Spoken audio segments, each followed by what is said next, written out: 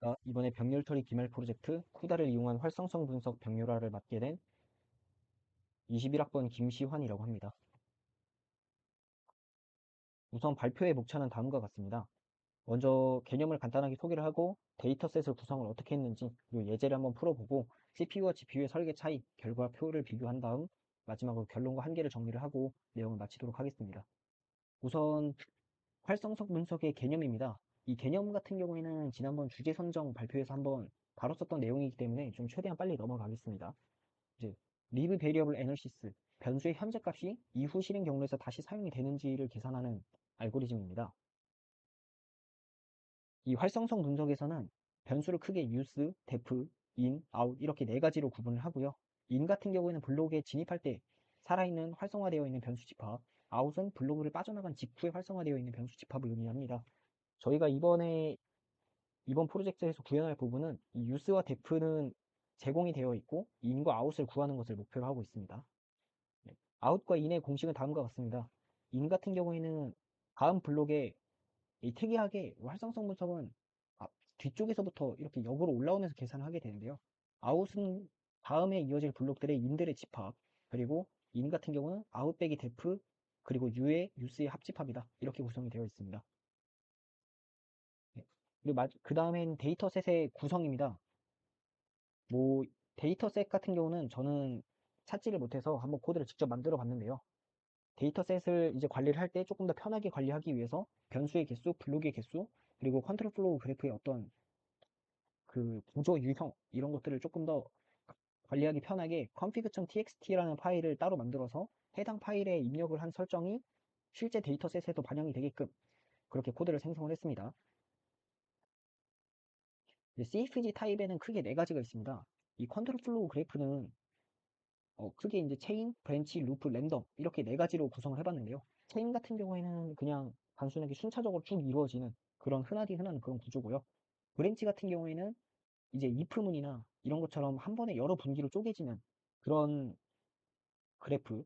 그 다음에 루프 같은 경우에는 이제 말 그대로 루프가 있는 서로가 서로에게 순환 구조가 되어 있는 그런 그 그래프를 말합니다. 마지막으로 랜덤 이미 석세서 같은 경우에는 제가 뭐 따로 정의가 되어 있진 않지만 임의로 추가를 해본 부분인데요.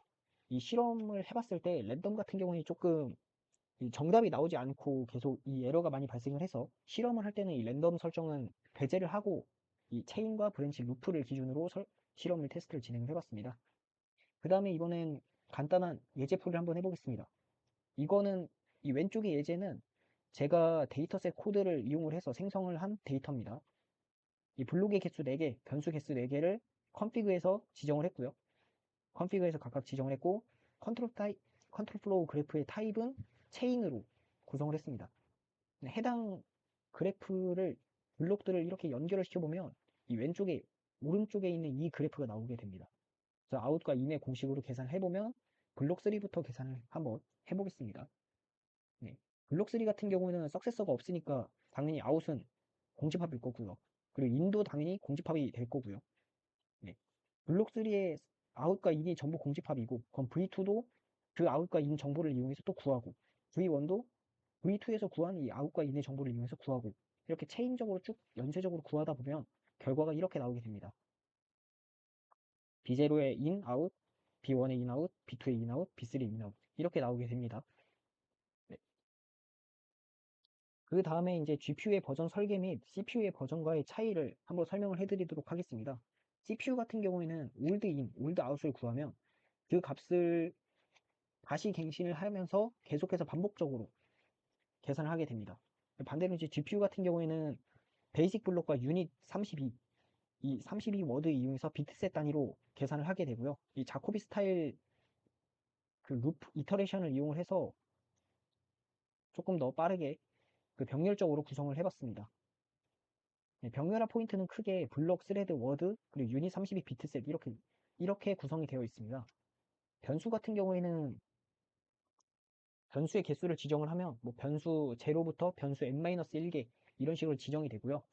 이 하나의 유닛 32 타입에다가 비트를 지정을 해서 비트셋으로 활성화를 표시를 했습니다. 예를 들어 뭐 비트가 1, 1, 1, 1이다. 그러면 V0, V1, V2, 3가 전부 다 활성화되어 있다. 이런 의미로 생각을 하시면 될 것 같습니다. 그러면 이제 유닛 32T니까 비트가 32개가 있을 거고요. 하나의 워드에서 최대 32개 변수까지 동시 처리가 가능하게 될 겁니다. 만약에 변수가 32개를 넘어가면 그때는 워드를 하나를 더 만들어서 이렇게 타일링을 했고요. 스레드 할당 같은 경우에는 다음과 같이 진행을 했습니다.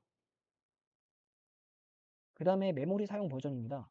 일단 GPU 전용 메모리 사용하는 버전을 만들었고, 그 다음에 GPU 공유 메모리 사용 버전을 만들었습니다. 이 코드의 자세한 어떤 사양이나 이런 부분들은 그 보고서를 제출했으니 그 내용을 보시면 될 것 같습니다. 네, 다음은 실험 결과입니다. 첫 번째는 변수 32개, 글록은 1000개 기준으로 테스트를 해봤습니다. CPU 같은 경우는 보통 이렇게 걸렸고요.